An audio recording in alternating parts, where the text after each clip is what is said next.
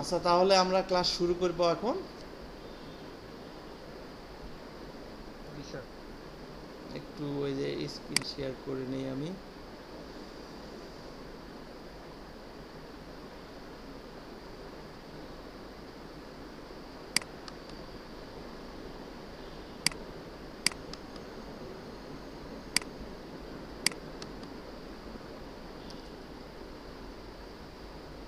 হ্যাঁ, তোমরা আমার স্ক্রিন কি দেখতে পাচ্ছ? জি স্যার, জি স্যার, পাচ্ছি। ক্লিয়ার এন্ড হ্যাঁ স্যার, কাট। দেখতে পাচ্ছি। জি স্যার। আচ্ছা, থ্যাংক ইউ।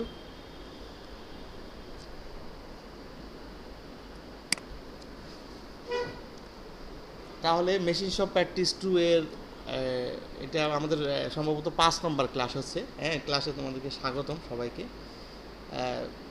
তোমাদের অনেক দিন অফলাইন এই গুগল মিটে আমি ক্লাস নিতে পারি না। হ্যাঁ, তারপর আজকে ইনশাল্লাহ ট্রেনিংয়ের কারণে নিতে পারি নাই। এখন ইনশাল্লাহ এখন থেকে প্রতিটা ক্লাস আমরা গুগল মিটেই কন্ডাক্ট করার চেষ্টা করব।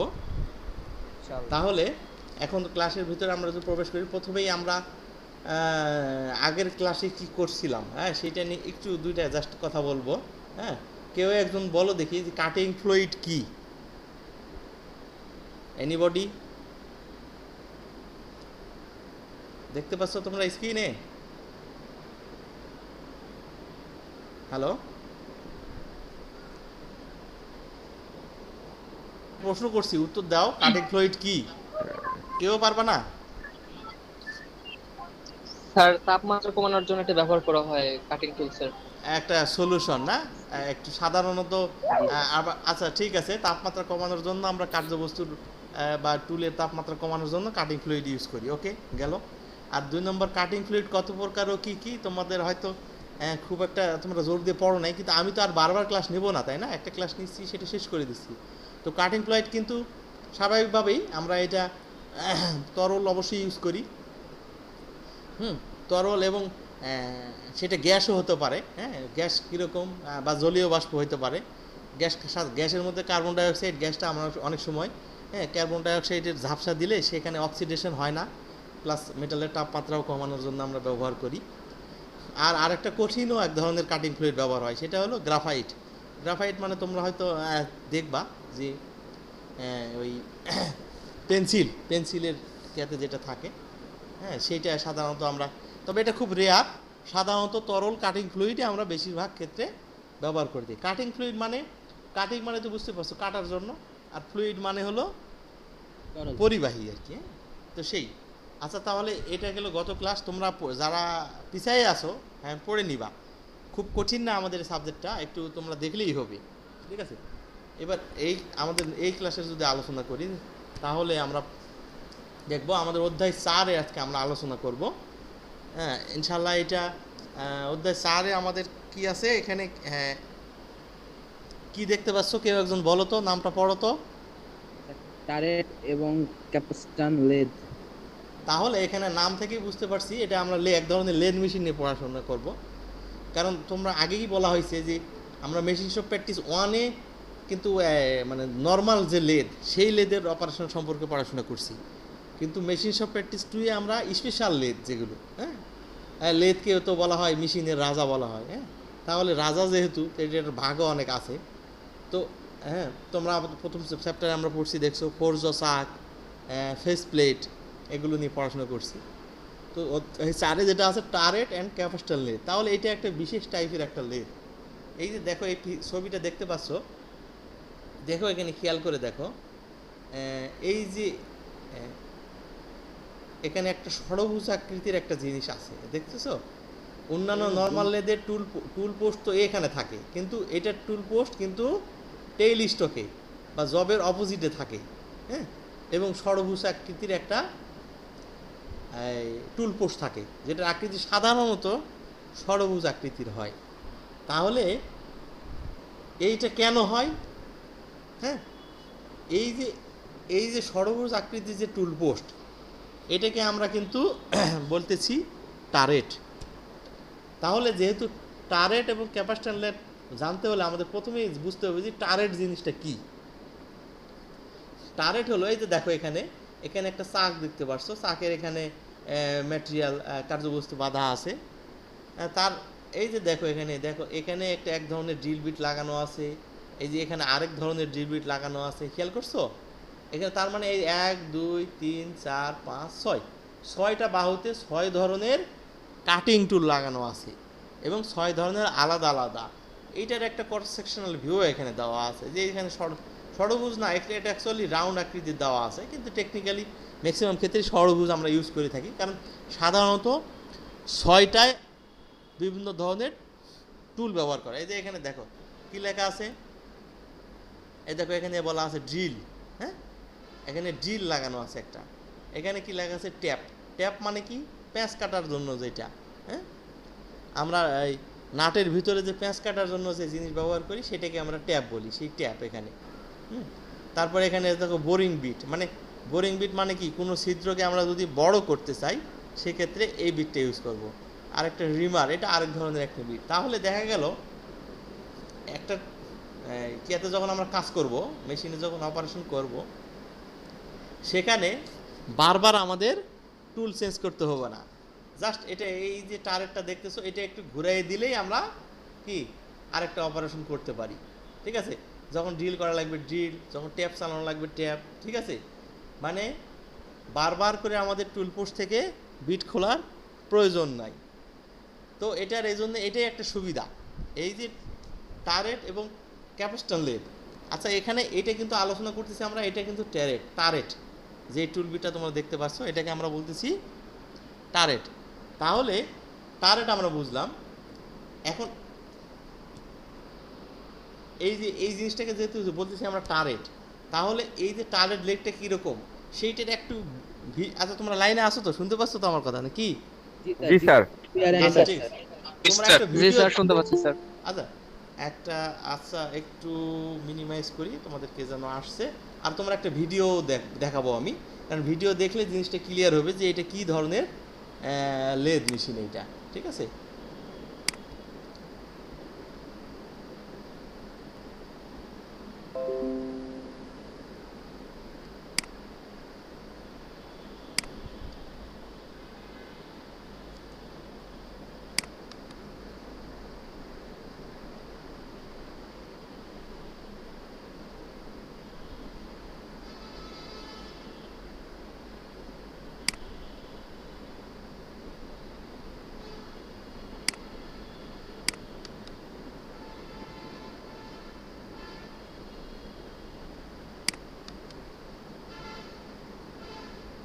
Or turret lathe if you like. First operation is setting the length from the chuck using one of the turret stations with the length stop. You see the length stop there pushing the material in through the chuck. The chuck needs to be just tight enough to allow the material to be pushed through.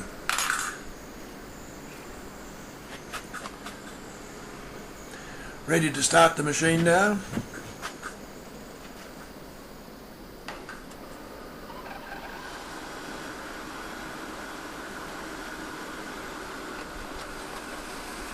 Lathe speed up to about 700 revs per minute, I think it is. I'm not quite sure, I've never really measured. First operation, spinning the turret round by hand there. Sir mute Centre করে আছে drilling. Sir, শুনতে পাচ্ছি না তো। My turret is a bit stiff in operation, it's very old, একটু লাইনে থাকো। so I have to make sure that I steady in process.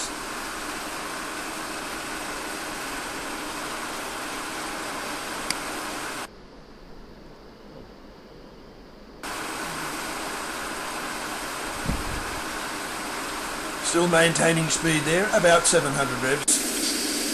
The 3 speeds are available at the spindle from the little motorbike gearbox, a little Yamaha 3-speed motorbike gearbox in under the machine.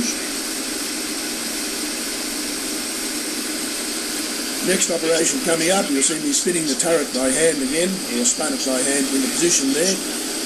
Next operation is 3/16 drill down to about 3/4 of an inch or 20 millimetres into the brass. That's my clearance hole for a 3/16 diameter copper tube.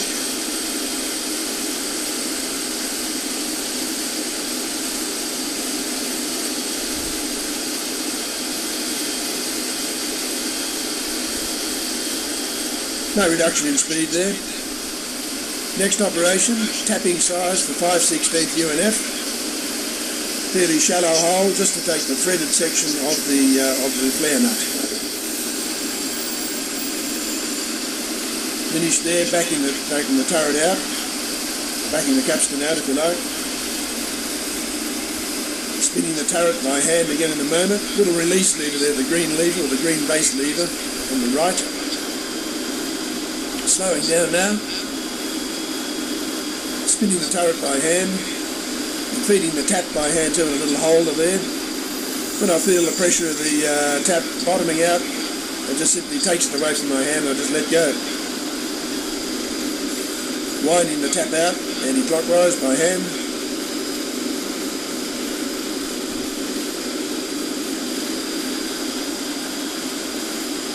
That pretty much completes the turret operations. Now we have to do the form section of the flare nut, curved section, coming up now off the front of the cross slide. And the form tool there cutting its way into the material, making the rounded part of the curved section of the flare nut. A little bit of a touch there to clean it up. And from the back tool post, an inverted parting tool coming in now to do its job.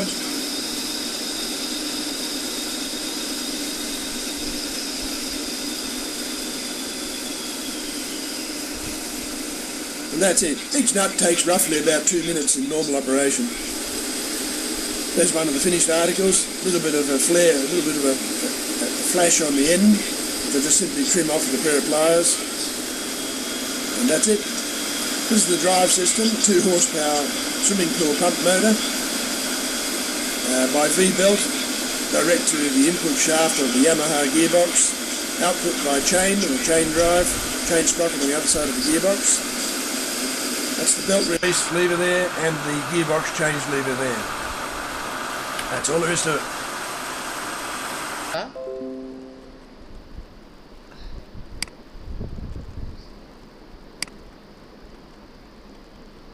যে ভিডিওটা দেখলাম ওখানে দেখলাম যে turret লেটের সুবিধা আর কি, যে আমাদের টুল অনলি টুল চেঞ্জ করার প্রয়োজন হচ্ছে না, টুল পোস্টটাকে ঘুরাই নিয়েই আমরা এটা করতে পারতেছি। ওখানে একটা আমাদের থ্রেড কাটার একটা অপারেশন দেখলাম। তাহলে এখানে ওই যে টুল পোস্ট যেটা ঘুরাচ্ছিল বারবার সেটাকে বলতেছি আমরা টারেট। তাহলে এখানে দেখো আমাদের চ্যাপ্টারের নামের মধ্যে কিন্তু 2টা কথা ছিল, টারেট এবং ক্যাপস্টান লেদ। আমরা কিন্তু এতক্ষণ টারেট লেদের কথাই বলতেছি, ক্যাপস্টান লেদের কথা কিন্তু বলি নাই। ঠিক আছে, একটু অ্যান্সার দাও কেউ। Yes sir, yes sir. এই যে ইয়েস স্যারকে বললো, আর সাউন্ডটা ভালো, তুমি একটু আনমুড থাকো, একদম না থাকলে বোঝা যায় না আসলে ক্লাসটা চলতেছে কি না। হ্যাঁ, অনেক সময় ইলেকট্রিসিটিও চলে যায়।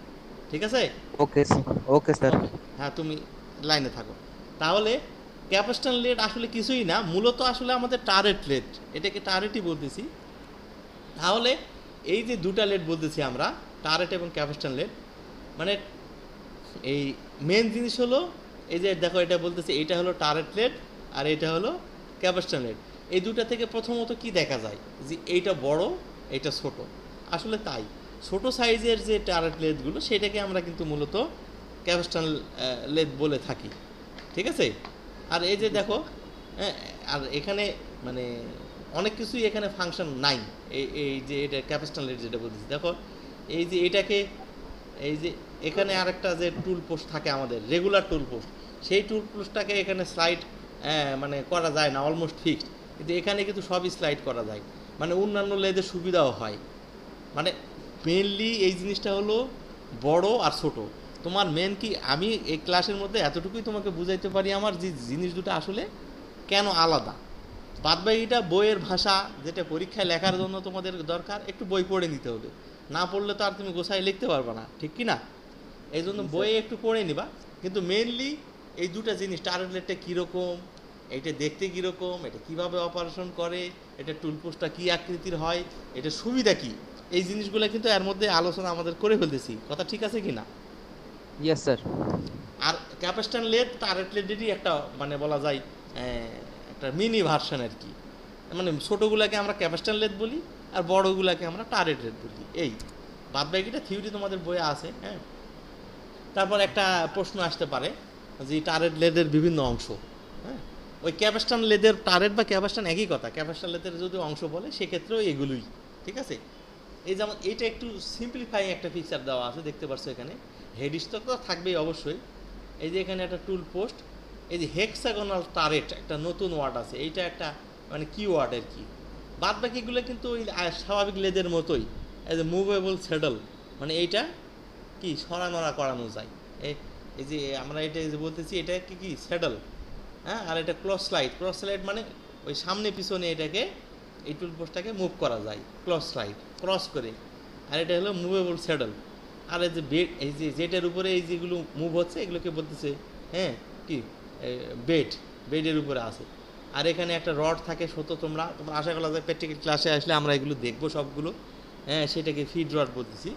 আবার আরেকটু ডিটেইল যদি আমরা দেখতে চাই, এখানে দেখো আরেকটু বেশি করে দেখো এই যে স্কোয়ার টারেট, মানে এই যে রেগুলার যে টুল পোস্টটা এখানে স্কোয়ার টারেট, আর হেক্সাগোনাল টারেট একটা, মানে যেটাতে অন্তত বেশি করে এই আপনার তোমার 6টা টুল পোস্ট লাগানো থাকে।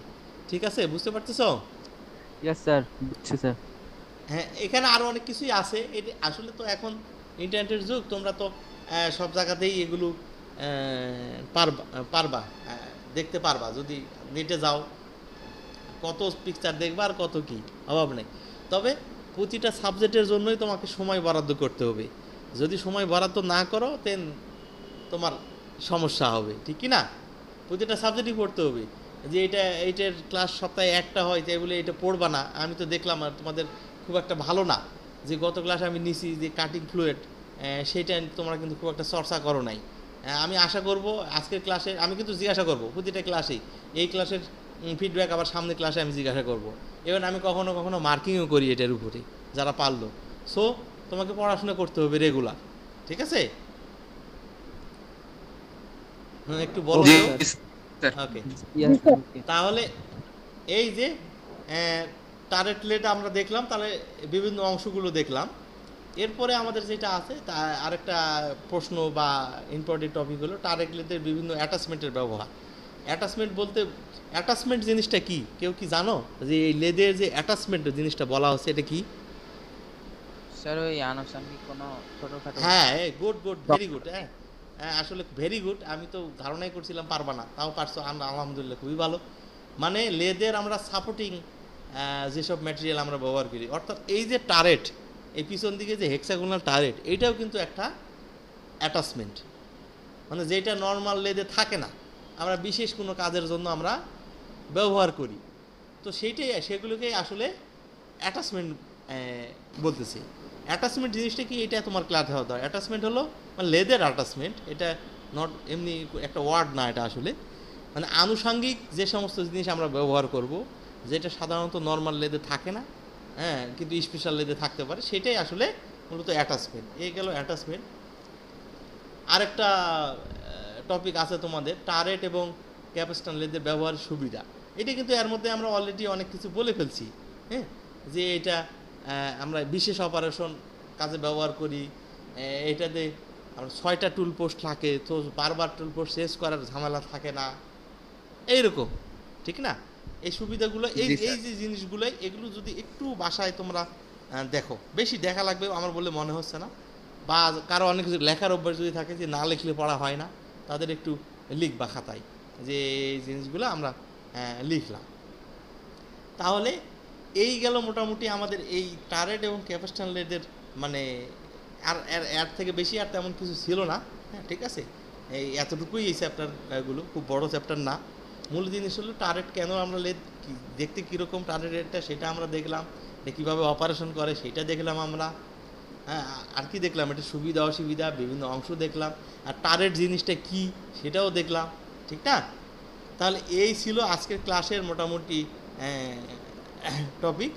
তো সবাইকে ধন্যবাদ। আর কোনো প্রশ্ন আছে কি না তোমাদের মধ্যে থেকে জিজ্ঞাসা করতে পারো যে স্যার এই জিনিসটা আরেকটু রিপিট করেন বা কি বলতে পারো, বলো। স্যার ওই আমরা স্যার মেকানিক্যাল ওয়ার্কশপে যেটা প্র্যাকটিক্যালি করছিলাম এর আগে, মানে সেকেন্ড সেমিস্টারে হয়তোবা।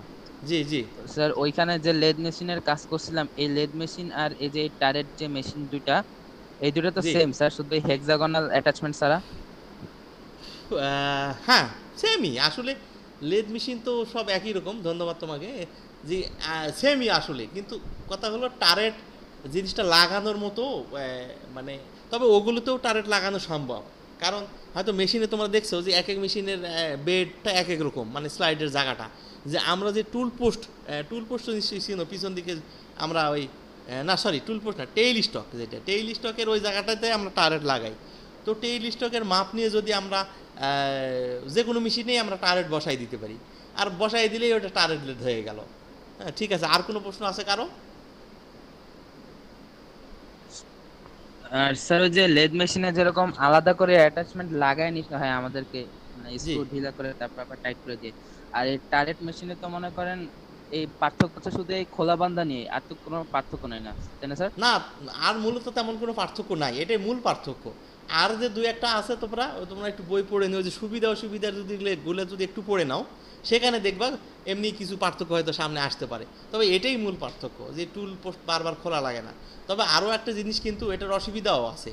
অসুবিধা হলো এটা কিন্তু খুব বড় কাজের জন্য আমরা ইউজ করতে পারি না, আর সকল ধরনের অপারেশন করতে পারি না। সাধারণত বোরিং বা থ্রেড কাটার কাজে কিন্তু আমরা টারেট ব্যবহার করি। অন্যান্য কাজ, থ্রেড বা পেঁচ কাটা, অন্যান্য কাজে কিন্তু আমরা এই লেটটা খুব একটা মানে ইফেক্টিভ ওয়ে না। ঠিক আছে? ওকে স্যার, তো বুঝছি। তো ঠিক আছে, তো আল্লাহ আল্লাহ হাফেজ। আরও সমস্যা নাই, আমরা অনলাইনে আসবো, নেক্সট ক্লাসে আসবো। আগামীকাল তোমাদের ক্লাস আছে, তোমরা টাইম মতো চলে আসবা। এখন যদিও তোমাদের রুটিনে ভুল আছে, দেখা যাক, আসো দেখি, আসার পরে দেখি কোথায় ক্লাস করা যায়। হ্যাঁ, তো ঠিক আছে, আল্লাহ হাফেজ।